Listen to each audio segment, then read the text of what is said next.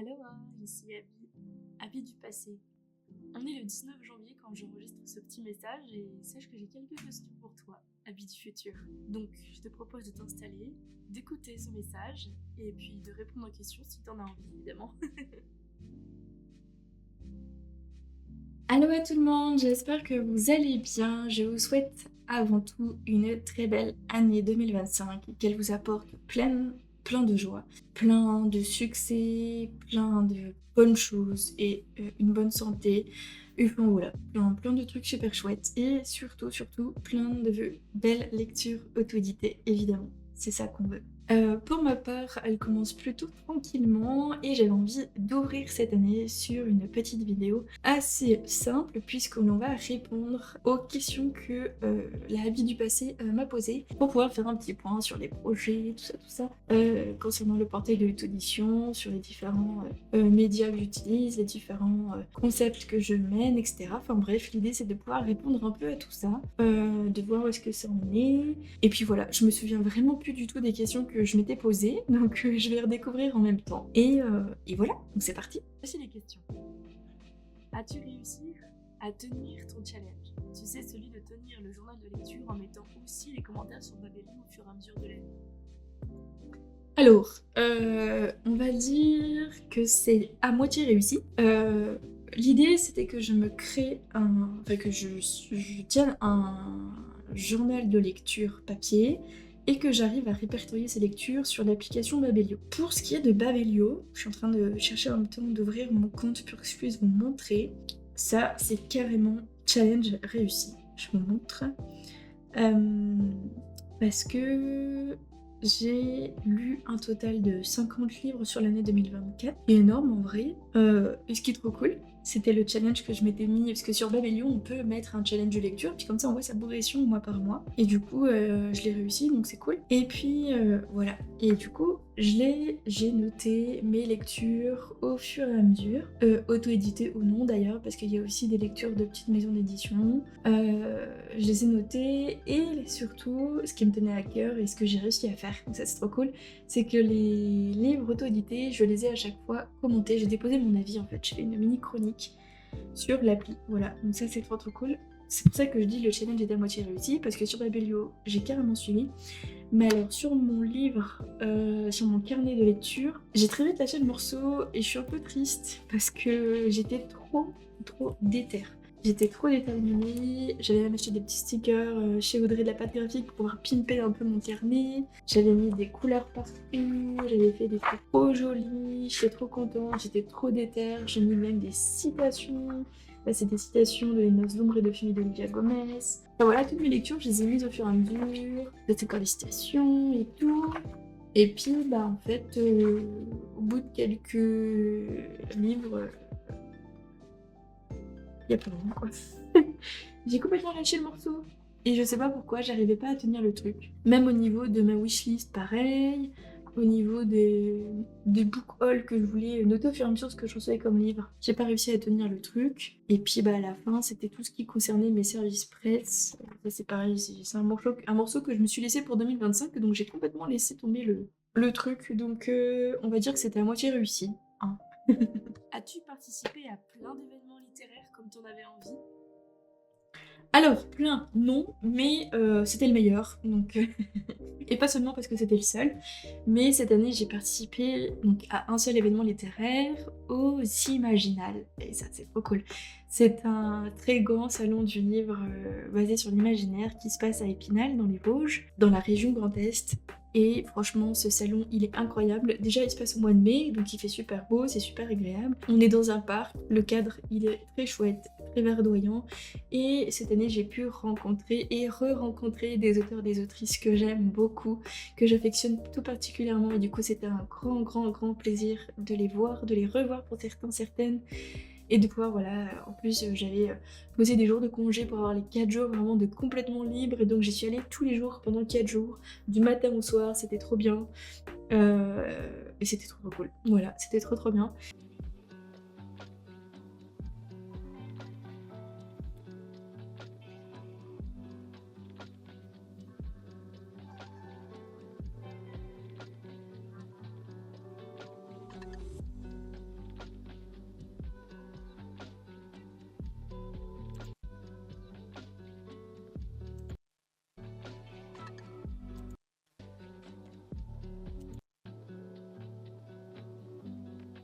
Et j'en ai fait un petit vlog, une vidéo souvenir, donc je vous la mettrai, le lien direct en description si jamais vous voulez le revoir, il est pas très long. C'était histoire de vous donner un petit aperçu de la magie de ces quelques jours qui ont été franchement incroyables. Et ce concept des témoignages des premières expériences des auteurs autodités, est-ce que ça tourne comme tu veux? Alors, oui et non. Ça va être assez en demi-teinte, j'ai l'impression, toutes les réponses là. Oui et non, parce qu'en fait, oui, parce que j'ai eu plein de témoignages, j'en ai une dizaine d'enregistrés. Et non, parce que je n'ai pas pu toutes les publier comme je le voulais. J'avais dit d'ailleurs aux personnes concernées que je les publierais toutes avant fin 2024. Ça n'a pas été le cas, je m'en suis un petit peu voulu, j'ai un peu culpabilisé pour être honnête. Voilà, il y avait une forme d'engagement qui n'a pas été tenue, mais en même temps, je me suis dit que je préférais les publier en temps et en heure, en étant satisfaite des montages, plutôt que de me précipiter, de faire ça à la va-vite, et de les publier sans être vraiment satisfaite du rendu. Donc là, dans l'idée, c'est que je termine de publier, il doit me rester 8 ou 9 à publier.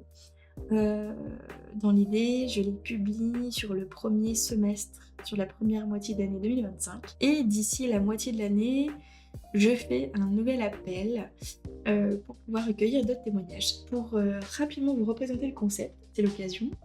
L'idée, c'est que j'appelle, c'est des interviews audio avec des auteurs et des autrices autodidactes, et on parle de leur toute première expérience dans leur aventure de l'auto-édition. Donc ça va être par exemple la première fois qu'ils font appel à un correcteur, la première fois qu'ils font appel à un graphiste, la première fois qu'ils font une sorte de dédicace, la première participation à un événement livresque, la première fois qu'ils se font voler leur travail, la première fois qu'ils vendent 1000 exemplaires. Enfin voilà, il y a plein de premières fois. La première fois qu'ils décident de rien publier, la première fois qu'ils se lancent dans une saga en X volumes. Enfin, il y a plein de sujets différents.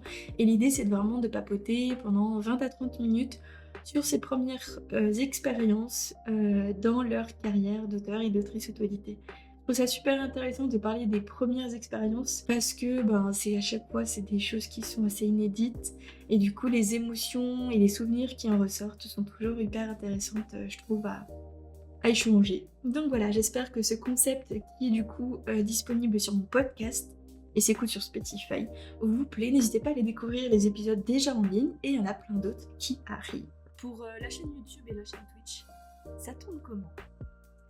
Alors, pour la chaîne YouTube, j'en ai pas du tout fait ma priorité en 2024. J'étais pas mal occupée au niveau perso et pro. Donc je l'ai un peu laissé dans son coin. La seule quand même victoire et la seule fierté une très bonne fierté de cette année 2024 sur la chaîne YouTube, c'est que j'ai pu publier enfin les vidéos vlogs qui concernent mon road trip auto-édition que j'ai mené il y a quelques années de ça. C'est en 2 parties, c'est super intéressant, je rencontre 10 auteurs, je vais chez eux, 10 auteurs auto-édités et autrices auto-éditées. Et du coup là j'ai filmé plein de choses, donc j'ai enfin terminé le travail de montage qui était monstrueux et gargantuesque. Vraiment j'ai sous-estimé le travail que ça allait me demander, et donc je les ai enfin sortis. Et du coup c'est trop cool, donc n'hésitez pas à les voir, je vous mettrai les liens directement dans la description là aussi. Mais sinon voilà, j'ai pas fait énormément de choses, j'ai pas l'impression d'avoir fait beaucoup de vidéos YouTube cette année. Et par contre sur ma chaîne Twitch, parce qu'il m'arrive de faire des lives sur Twitch, et j'étais contente parce que j'ai fait pas mal de lives, que ce soit du coworking ou du jeu vidéo. Et ça c'est trop cool parce que c'est toujours un moment super sympa, j'aime beaucoup l'énergie que ça me demande et l'énergie que j'ai en retour des personnes qui viennent, et du coup c'est toujours très chill, très pas prise de tête, très détente. Donc voilà, ça je vais largement essayer de poursuivre cette présence-là sur Twitch. Voilà, c'est trop cool, j'aime trop. Et qu'en est-il des projets en collaboration? Le cahier de l'été, le guide des salons d'événements littéraires, pour les AE qui sont accueillis, l'émission Libre-toi, ça donne quoi tout ça? Alors, waouh, je me souvenais vraiment pas du tout de m'être posé ces questions. Le cahier de l'été, c'est un projet que j'ai commencé à préparer avec 2 amis très proches, dont mon meilleur ami, et qui est un peu fini dans un tiroir. Je sais pas si on va le ressortir un jour, mais c'est vrai que c'était super chouette comme concept. L'idée c'était de proposer un cahier de l'été rempli de jeux, d'extraits d'œuvres auto-éditées, de recettes tirées d'œuvres auto-éditées, d'interviews d'auteurs auto-édités, enfin une espèce de cahier de vacances quoi, spécial auto-édition, livresque, voilà. Du coup, ça je sais pas trop ce que ça va devenir, on verra. Pour le guide, enfin oui, le guide de tous ces événements culturels, une espèce de recensement de tous les événements culturels que je fais avec Mélanie Desforges, qui est une autrice auto-éditée. C'est en cours, on avance bien. C'est moi qui traîne un peu la patte, j'avoue, sur ma partie. D'ailleurs, Mélanie, si tu passes par là, je suis vraiment désolée. Je pensais finir ce que j'avais dit que je finirais fin d'année, et là encore, j'ai pas tenu ce que je disais. Mais voilà, l'idée c'est que je mette un bon coup de coup de pied au derrière et que je le termine sur le début de cette année. Donc j'ai bon espoir que ça voit le jour cette année. L'idée c'est qu'on a recensé énormément d'événements culturels où les auteurs auto-édités, les autrices auto-éditées sont invités, ou ont déjà été invités et puissent aller s'inscrire, etc. Un espèce de... comme le guide du routard, mais spécial événement culturel avec la bienvenue, avec la présence bienvenue des auteurs indés, quoi. Leur présence sera acceptée. En tout cas, elles l'ont déjà été. Donc, sont probablement encore acceptées. Voilà, c'est l'idée. Et pour l'émission Livre-toi, c'est une émission que j'ai menée avec Polly. On a mené ça sur YouTube, il me semble. L'idée, c'est que ce soit une émission pour les auteurs et les lecteurs. C'est ça. Si on passait à la deuxième actualité du moment, je ne sais pas si vous connaissez, mais il existe un prix des plumes indé 2024. Je ne sais pas si ça te parle, Polly. Absolument pas. Alors là, tu me parles de choses que je ne connais C'est pas vrai du tout. Non. Ah. C'est la deuxième édition de ce prix. D'accord. Qui est initiée par Tom Auteur. Pour vous permettre de tout faire. Littéralement, c'est vous pouvez publier votre livre en 4 étapes, comme il le précise. Mais en gros, ça vous permet de tout faire. J'ai quelques captures que j'ai faites avec au rythme d'un chapitre sur deux, tout le long du roman. Donc on commence par le chapitre du père, qui se trouve dans sa petite maison de vacances en Bretagne, qu'on voit d'ailleurs sur la couverture. Je vous mettrai là aussi en description le lien de la première et seule émission qu'il y a eu au cours de cette année 2024. J'aimerais beaucoup qu'on en fasse une en 2025, peut-être deux si on y arrive, mais c'est beaucoup de préparation, etc. Et j'ai un souvenir de l'émission où il faisait tellement chaud pendant l'émission, puisqu'on était en plein été, je crois, où il faisait vraiment très chaud, que la caméra de mon présentateur a cramé à un moment donné. Le pauvre, c'est pas drôle, mais enfin, voilà, c'était assez inattendu pendant l'émission. En tout cas, c'est une émission super chouette, on a plein de temps hyper intéressants, on donne des astuces, des outils, et on a partagé aussi des présentations d'auteurs, enfin voilà. N'hésitez pas à aller voir à quoi elle ressemble, et j'ai bon espoir qu'on fasse une nouvelle édition. Ça serait trop cool, franchement. Et cette pile à lire, cette pile à chroniquer, est-ce que tu les as dézinguées? Alors, pas du tout. Déjà parce que tout ce qui est mes chroniques, donc tout ce qui est mes services presse, j'ai fini par me dire bon, ça c'est un gros morceau que j'aimerais reprendre, mais j'aimerais bien le faire, donc je me le laisse pour 2025. Donc pendant 2025, ça va être l'occasion de pouvoir reprendre tout ça. Pour ce qui est de ma pile perso, j'arrive pas trop à savoir en fait, faudrait que je me note à en donner les chiffres à telle date et qu'après je compare, que je fasse un suivi, par exemple un journal de lecture. Parce que en fait il se trouve que je m'achète quand même régulièrement des livres, donc ma pile à lire elle est monstrueuse. Si je me réfère à Babelio sur lequel j'ai recensé tous mes livres, alors on va regarder ça, tous mes livres non lus, j'en ai 149. Donc au 6 janvier 2025 j'ai 149 livres à lire. Voilà, qui comprend ma pile à chroniquer et ma pile à livre perso. Donc on verra bien si j'arrive à la dézinguer au cours de cette année ou pas. Mais ouais, je m'achète régulièrement des livres quand même. Et j'en achète peut-être plus que ce que je n'en lis, je ne sais pas. Donc non, là j'ai pas du tout... c'est elle qui me dézingue, hein. C'est pas moi qui les ai dézingués, hein, clairement. Quelle est ta plus grande fierté ou ta plus grande joie au cours de cette année 2024? Chou. Alors, ça on passera à la question d'après mon meilleur ami. Ma plus grande joie, ma plus grande fierté, ça va être dur de choisir. je pense que ça va être ces vidéos, vlogs de mon projet J'irai lire Chameau, de mon projet de road trip auto-édition. Parce que ça représente quand même pas mal d'années de travail. Ça a représenté un très très beau concept que j'ai énormément envie de refaire. Je ne sais pas dans quelle mesure, ça sera certainement pas de la même façon. Parce que j'avais clairement sous-estimé le travail que ça allait me demander derrière. Et que je sais qu'aujourd'hui, avec l'expérience que j'ai, etc., je sais que je pourrais même mieux faire, proposer une campagne beaucoup plus intéressante et proposer une expérience beaucoup plus intéressante, je pense, pour tout le monde, que ce soit pour les auteurs ou pour moi. Donc ça, j'aimerais beaucoup le faire. Mais en tout cas, je pense que ma plus grande joie, c'est vraiment ça, parce que c'est un projet qui était dans un coin de ma tête depuis des années et qui était toujours là dans un coin, et j'ai ressenti une profonde fierté et un profond soulagement d'avoir pu publier ces vidéos-là. Donc voilà, je pense que je dirais ça. Après, il n'empêche que je reste quand même très fière et très heureuse d'être toujours autant passionnée par l'auto-édition et de continuer à produire plein de choses. Voilà, on va dire ça. Du coup, on va pouvoir passer à la question de mon meilleur ami. Je lui ai demandé, s'il voulait bien, de participer aussi à cette vidéo un peu capsule. Donc on va voir ce qu'il me demande. J'ai un cadre éclaté, je le sais. Et je sais que je parle à ma chou de 2024, décembre précisément. Et j'ai 2-3 questions. Premièrement, est-ce qu'on s'est revus en 2024? Parce que je sais qu'on a du mal à se voir depuis quelques années. Et j'ai eu l'occasion de te voir l'année dernière pour ton anniversaire surprise. C'était incroyable, magique. Est-ce qu'on s'est vus du coup? Très important. Est-ce qu'on s'est vus dans le cadre privé, genre entre potes? Est-ce qu'on a fait un projet ensemble en 2024? Ou est-ce qu'on a préparé un projet pour les prochaines années? Alors ça oui, mais je n'en dis pas plus. Je garde le mystère. On va sur quelque chose en commun, parce qu'on sait que tous les deux, c'est nous tous les deux. Mm. Et également, moi c'est une question combinée, je m'en bats les couilles, je sais ce que je veux peut-être faire en carte une. Est-ce que on s'est vu pour faire des putains de tournages pour moi de rap? Parce que tout le monde t'en fait partie, et j'espère que tu re-signes pour 2024. D'ailleurs, t'as re-signé pour 2024? On s'est vu. Oui, non mais oui, évidemment, j'ai re-signé pour 2024 et on ne s'est pas vu pour le tournage de ton mois de l'horreur, mais j'ai bon espoir que ça se fasse. Si vous voulez en savoir plus, d'ailleurs, sachez du coup que mon meilleur ami et tout ici fait ce qu'il appelle le mois de l'horreur. Et donc sur le mois d'octobre et novembre, il publie plein de vidéos, 31 vidéos il me semble, donc sur le thème de l'horreur, et il inclut plein de choses, des présentations de livres, de films, de séries si je me trompe pas. Il fait de l'urbex aussi, il parle de plein de concepts hyper intéressants. Par là.